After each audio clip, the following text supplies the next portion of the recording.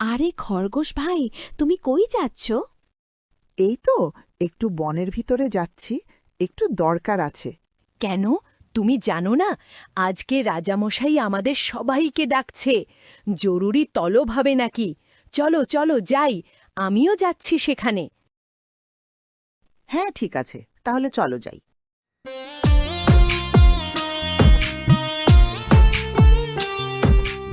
আজ জঙ্গলে শুরু হলো বুদ্ধির মহাসপ্তাহ। সিংহ রাজা ঠিক করেছেন যে পশু যত বুদ্ধি দেখাবে তত পুরস্কার পাবে। সব পশু পাখি মাঠে জড়ো হয়েছে।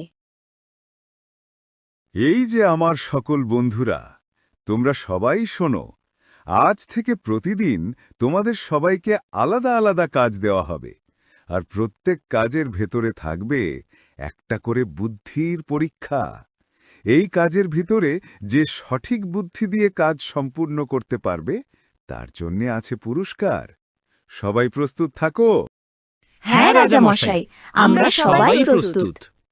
এই রকম বুদ্ধির খেলা নেওয়ার একটাই কারণ, রাজা চায় জঙ্গলের সবাই যেন শুধু শক্তিতে নয়, বুদ্ধিতেও এগিয়ে থাকে।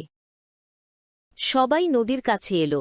এখানেই সিংহ রাজা প্রথম পরীক্ষার খেলা শুরু করবেন। রাজা হঠাৎ দেখতে পেলেন নদীর তীরে একটা বড় কাঠ ভাসছে।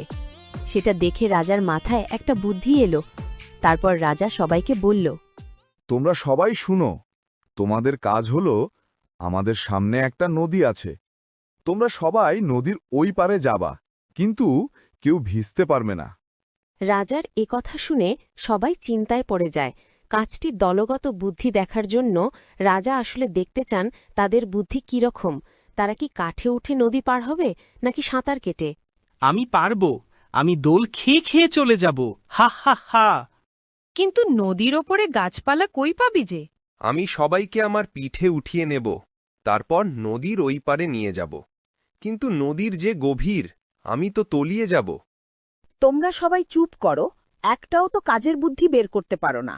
ওই যে দেখো, নদীর তীরে একটা কাঠ দেখা যাচ্ছে, সেই কাঠে উঠে আমরা নদীর ওই পারে যাইতে পারবো, তাহলে আমরা আর ভিজব না। তারপর খরগোশের কথা মতো সবাই কাঠে উঠে নদীর ওই পারে যায়। বাহ, তোমাদের বুদ্ধি অসাধারণ। তোমরা প্রথম খেলায় পাশ করেছ। এখন দ্বিতীয় খেলার জন্য প্রস্তুত হও। এরপর সবাই যায় জঙ্গলের গভীরে।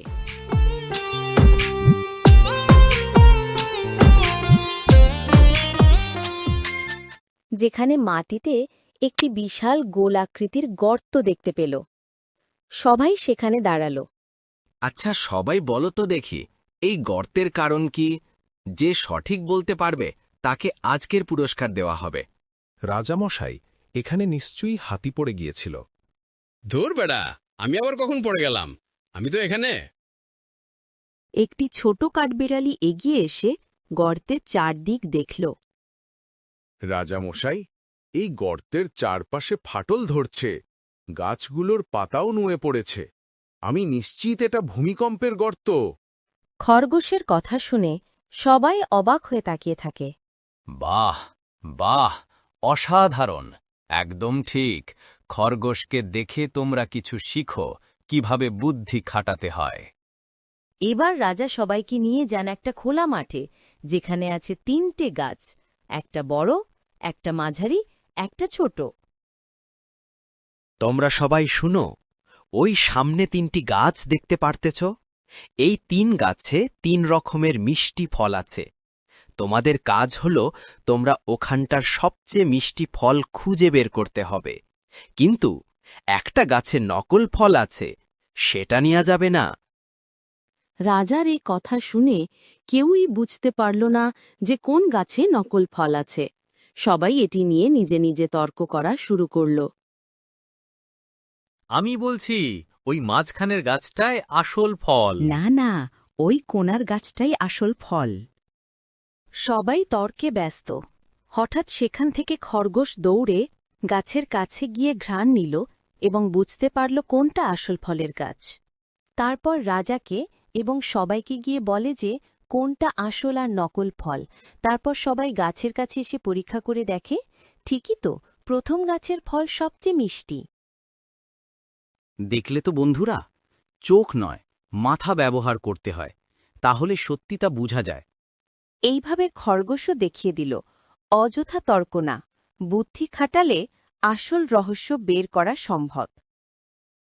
এরপর জঙ্গলে মহা উৎসবের আয়োজন করা হল। আজ সবাই বুদ্ধি, ধৈর্য আর ঐক্য দেখিয়েছ।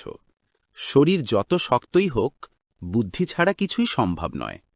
তোমরা প্রমাণ করেছ জঙ্গল শক্তিতে নয়, বুদ্ধিতে বেঁচে থাকে। কাঠবিড়ালি আর খরগোশ সেরা বুদ্ধিমান পুরস্কার পেল। সকল পশুপাখি আনন্দে নাচে।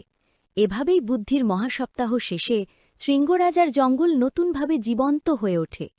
সবাই শেখে, বুদ্ধি, ঐক্য আর ভালোবাসাই সবচেয়ে বড় শক্তি।